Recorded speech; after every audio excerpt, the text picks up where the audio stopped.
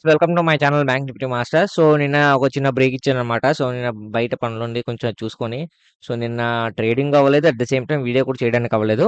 So, ఈరోజు market గనుక observe చేస్తే, ఈరోజు మార్కెట్‌లో 128 పాయింట్స్ మార్కెట్ అయితే డౌన్ అయ్యి 56,496 దగ్గర మార్కెట్ అయితే క్లోజ్ అయింది. సో, ఈరోజు మార్కెట్‌లో ఏం జరిగిందో మనం క్విక్‌గా డిస్కస్ చేసేద్దాం. సో, 1 వీక్ క్యాండిల్ గనుక చూస్తే యాక్చువల్లీ నిన్న 1 వీక్ క్యాండిల్‌లో మనకేం జరిగింది, నిన్న 1 వీక్ క్యాండిల్‌లో మనం ఏదైతే ఒక స్ట్రాంగ్ ఇదనుకున్నామో అది బ్రేకౌట్ అయింది. బ్రేకౌట్ అయిన తర్వాత మన ప్లాన్ ఆఫ్ యాక్షన్ ఏంటి? ఒకవేళ ఇది బ్రేకౌట్ అయితే మనం ఇక్కడ నుంచి ఖచ్చితంగా 15 మినిట్స్ క్యాండిల్ ఈ లెవెల్ బ్రేకౌట్ అయిన తర్వాత మనం ఎంట్రీ అనేది తీసుకుంటాం యూజువల్లీ.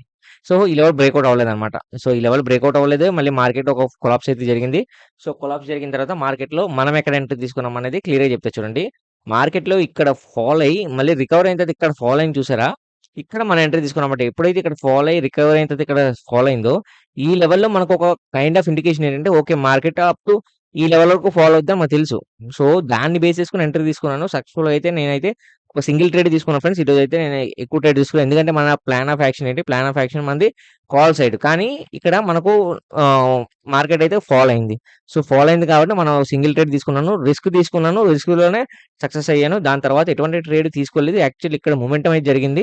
సో, ఇక్కడ మొమెంటమ్ జరిగింది సరే ఇక్కడ మార్కెట్‌లో చూసారా కొంచెం ఇదిగా ఇక్కడ క్లియర్‌గా ఒక ఇండికేషన్ అయితే జరిగింది. మార్కెట్ ఖచ్చితంగా ఇక్కడ నుంచి బౌన్స్ బ్యాక్ అయింది.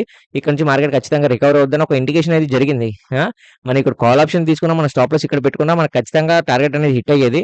కానీ రిస్క్ చేయలేదన్నమాట. ఎందుకంటే మనం వద్దు ఇంకా ఆల్‌మోస్ట్ మనకు ప్రాఫిట్ వచ్చింది. ప్రాఫిట్ వచ్చిన తర్వాత మళ్ళీ ఇక్కడ ఎంట్రీ తీసుకొని మళ్ళీ లాస్ అవ్వడం. మళ్ళీ ఈ కైండ్ ఆఫ్ హెడ్‌ఏక్ అంతా ఎందుకు అని చెప్పి ఇగ్నోర్ చేశానన్నమాట. సో, వన్ డే క్యాండిల్ గనక చూస్తే వన్ డే క్యాండిల్ ఈరోజైతే మార్కెట్ అయితే ఒక స్మాల్ రిజెక్షన్ అయితే కనిపించింది. బట్ సెల్లర్ కంట్రోల్ అయితే ఉంది. రెసిస్టెన్స్ జోన్ అయితే బ్రేకౌట్ అవ్వలేదు. సో, రెసిస్టెన్స్ జోన్ బ్రేకౌట్ అవ్వలేదు కాబట్టి మనం రేపు కూడా రెసిస్టెన్స్ జోన్ బ్రేకౌట్ అవుతదా లేదా అని వెయిట్ చేయాలన్నమాట. ఓకేనా? సో, మార్కెట్‌లో అయితే అంత సెల్లర్స్ అయితే అంత స్ట్రాంగ్‌గా అయితే లేరు. బయర్స్ కంట్రోల్‌లోనే ఉంది మార్కెట్. ఎందుకంటే రిజెక్షన్ మనకు ఇంపాక్ట్ కల్పించింది. బట్ మార్కెట్‌లో రేపనేది గనక ఈ లెవెల్ గనక బ్రేకౌట్ అయితే మాత్రం 15 మినిట్స్ స్కాన్‌లో మార్కెట్‌లో మనం కొంచెం హై చూస్తాం అన్నమాట. ఓకేనా?